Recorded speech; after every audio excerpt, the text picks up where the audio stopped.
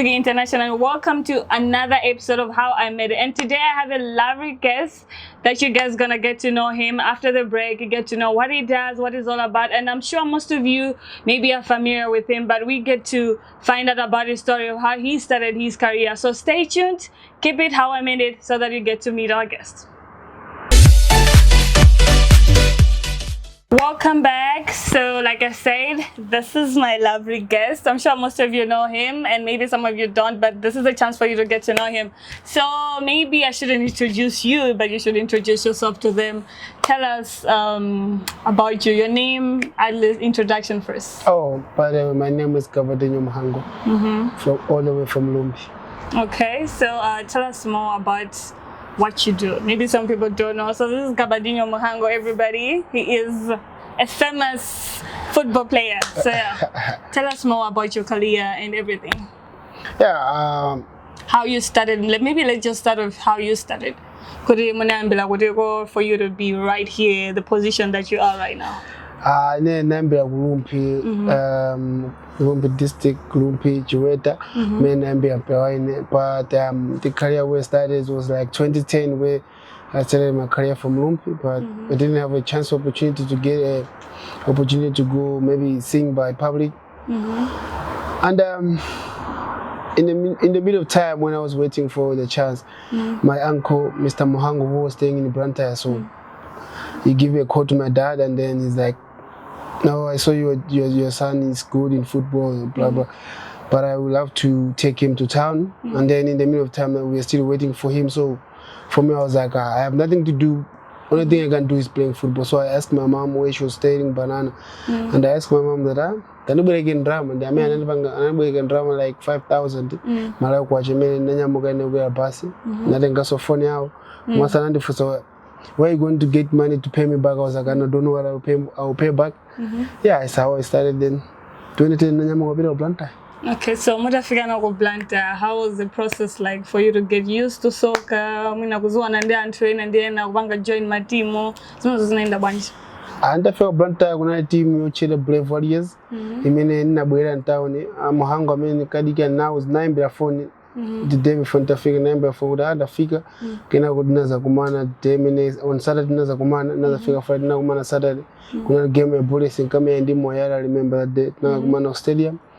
Yeah, from there, when they told me the program that we're going to start training on Monday, then on Monday we started training with a team, but I couldn't have a boot. I was using my techies to start my career. So yeah, that's how I started. Okay, so how were your parents supportive towards your journey in just choosing football?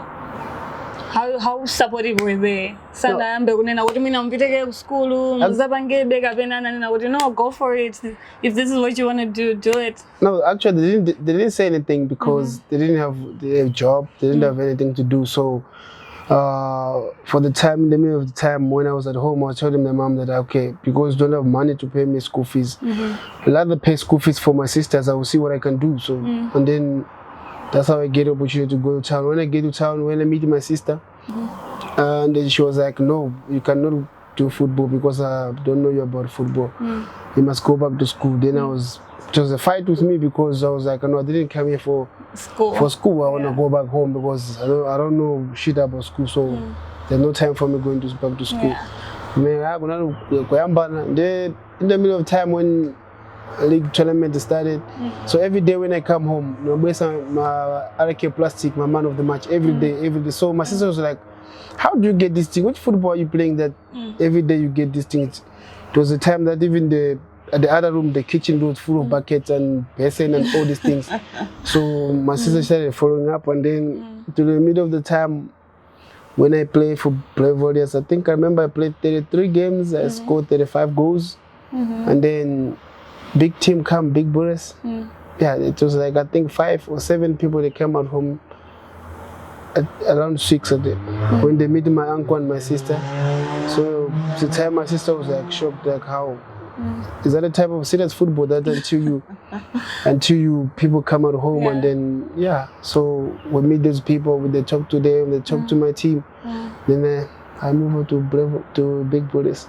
Okay, so That's actually very impressive. And so tell us more, because now you're playing here in South Africa. So how did you get a chance to be chosen as one of the players all the way from Malawi coming to play for South Africa right now? Actually, for me, there's only one thing I do. It's football. So that's my job. That's my things.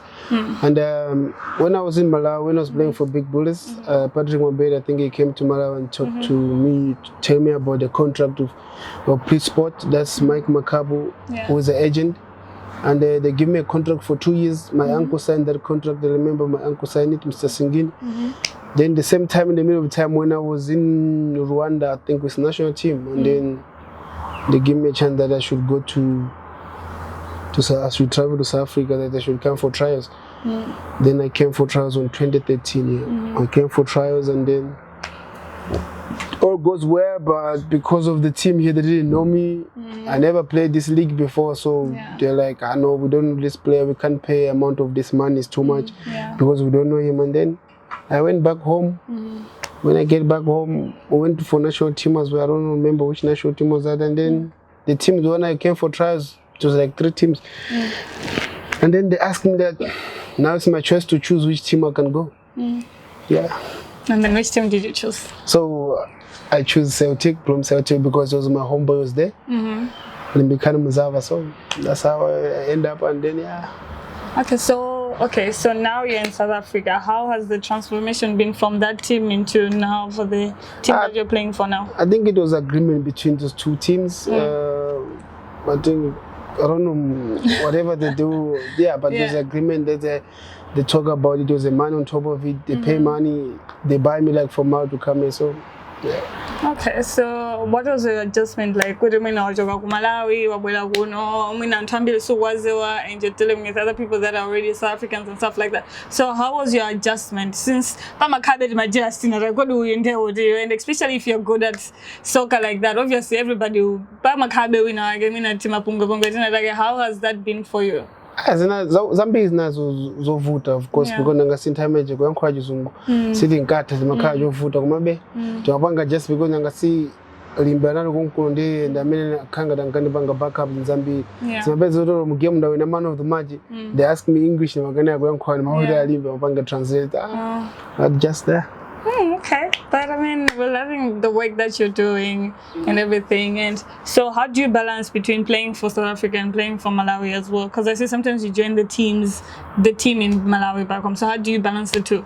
I think for me, I love to be here. I think it's great country, great football achievement, everything they got here. So for me, I think I love being here. And football is the only thing that I do. So even Malawi, because I only play for national team, so it wasn't for Malawi. I understand right now you're playing for Orlando Pirates and you were given an award for man of the match.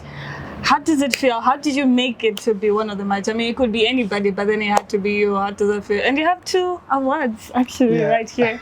Guys, so this is the man of the match. Okay. This one, it was a game against Polokwane City, that the game that I scored 3 goals. So, I was the man of the match because I scored 3 goals. And the other one was against Sundowns, that we won 1-0, and I scored the goal. And I think I played well, and I think I was on top of the game. So that's why they choose to be. How does it feel? It feels incredible. I feel like I appreciate what I do. Yeah. And sometimes when you do things and people won't appreciate. So when I get things like this, it's something that I rewarded to my mom, to my dad, to my family, to everybody. And to show that I think for things that I love, that's what I do. So, That's really good. I mean, every time when you do something great and people award you for it, it feels great, and it even gives you more courage to do more. To do better. So I'm actually expecting more awards and more scores from you. To keep the game. Yeah, obviously there's more things coming, and then like probably now I have like 12 goals in the league. But my target, beginning of the season, my target was scoring 15. So I think I'm sure it's 3. But probably maybe next game I'm scoring 3. So you got to cover that. Okay, that's really good. I mean, I've never won an award in my life, but I mean, so good. as soon. Now, you don't need to give up, but as soon. Yeah. Okay, so what advice can you give to maybe some people out there, whether in Malawi or here in South Africa? How best can you encourage them? For example, there are other people, maybe growing up, seeing all the stars on national TV, they want to be like Kaba, or they want to be like whoever. So what advice can you give to a young star that's coming up that also want to be a soccer player or a superstar one day? What advice can you give them when it comes to football? I think only for me, that only thing I know is that if there's a talent, something God give you, nobody can take it away from you. Yeah. So if there's a people that they're in football, there's a people that are in musician, there's a people that in a lot of industry, they just need to focus what they're best. So for me, actually, my advice just go to people who basic to football. If you know that you know football, you love football, do your best, and then your parents tell your parents that the only thing I do is football. Actually, for me, it was hard because I never go to school. Even my sister, we used to fight because I didn't go to school. I even sometimes ran away from school because of football. Because the only thing I love it was football. So I hope the parents outside there, they let the kids, whatever they love, they must do whatever they love. Okay, that's actually really good. So, I mean, tell us just a little bit about how your lifestyle is like. Maybe outside soccer, what else do people don't know about you? Maybe. Cool guy, fun, joke, love vibe. Yeah, I love being around friends and all these things. Sometimes indoors playing video game. That's the only thing I'm best. Playing my PlayStation, being around friends. That's what I do. Okay, so what are you looking forward to in your career? Where do you want to see yourself as you're moving forward in your career as a star, football, soccer star? Actually, for me, my target is going to Europe, no matter where it's which. But I want to go to Europe. Coming to Europe, where my target is. I wish one of the days, soon as quick, I'll be there. I hope that will happen for you sooner. Yeah. All right, so thank you so much for joining us here on How I Made It, sharing us your story. We're really impressed, and I'm sure Malawi is also very proud of you because you're putting Malawi on the map with the work that you're doing, and I'm sure a lot of people are inspired by you and everybody follow you. So good work. It was nice having you. Thank you. Nice to have you. Thank you. I'm on my Gabadinho. I'm on my Gabadinho. I'm on my Gabadinho. I'm on my Gabadinho.